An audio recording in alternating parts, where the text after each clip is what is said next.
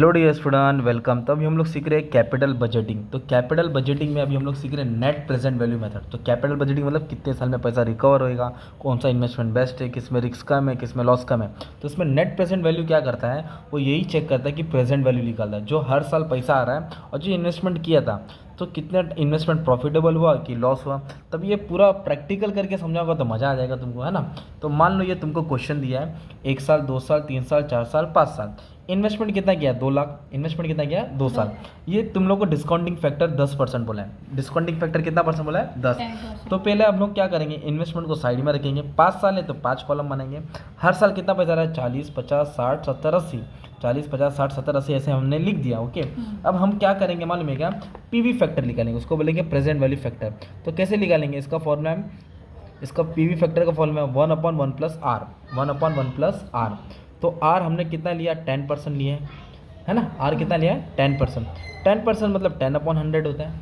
10% मतलब 10/100, 10/100 मतलब 0.1 होता है। अब इसको ऐड करेंगे तो 1.1 आएगा। कितना आएगा, 1.1। मतलब 10% का कितना है, 1.1। अगर 11% रहेगा तो इतना आएगा 1.11, है ना। 12% रहेगा तो 1.12 आएगा। ओके, तो अभी ये 1.1 है, 1 डिवाइडेड बाय 1.11 क्या करेंगे, 1 डिवाइड बाय 1.11। तो फिर आप लोग को इक्वल दबाना है। तो ये फर्स्ट का फैक्टर है 0.909, है ना। तो ये फर्स्ट का आपने यहाँ लिख दिया। ओके, फर्स्ट का आपने यहाँ लिख दिया। तो सेकंड का क्या आएगा, कुछ नहीं करना है, पहले 1 डिवाइड बाय 1.1 किया तो इक्वल दबा के ये फर्स्ट का है ना। तो सेकंड के लिए क्या करना है आपको मालूम है क्या, सिर्फ इक्वल दबाना है। ये सेकंड का आएगा, फिर इक्वल दबाना है, फिर थर्ड का आएगा, फिर इक्वल दबाना है, फोर्थ का आएगा, फिर इक्वल दबाना है, ये फोर्थ, है ना। फिर ये तुमको आया पीवी फैक्टर आया, याद करने की ज़रूरत नहीं थी। अब क्या करना है, इसको इससे मल्टीप्लाई करें, इसको इससे क्या करेंगे, इधर आंसर लिखेंगे, इसको इससे क्या करेंगे, इधर लिखेंगे, मल्टीप्लाई मल्टीप्लाई मल्टीप्लाई। तो मान लो मैंने टोटल 2,20,000 लिख लिया। ओके, हो सकता है टोटल गलत भी हो, फॉर एग्जाम्पल।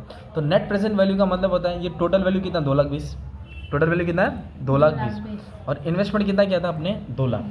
तो किया 2 लाख, अब 5 साल के बाद वैल्यू कितना आ रहा है, 2,20,000, मतलब 20,000 ज़्यादा आ रहा है ना, तो प्रॉफिटेबल है। अगर माइनस में आंसर है मतलब लॉस है।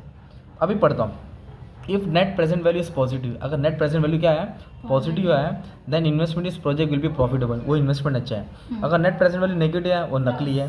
और इसका फॉर्मूला क्या है, नेट प्रेजेंट वैल्यू का जो टोटल प्रेजेंट वैल्यू है, मतलब मल्टीप्लाई करके जो आ रहा है, माइनस क्या करेंगे, ओरिजिनल इन्वेस्टमेंट। और नेट प्रेजेंट वैल्यू क्या करता है, इन्वेस्टमेंट का डिफरेंस निकालता है, किसका, टोटल प्रेजेंट वैल्यू और लाइफ ऑफ द प्रोजेक्ट, ये मतलब इनिशियल इन्वेस्टमेंट जो शुरुआत में है।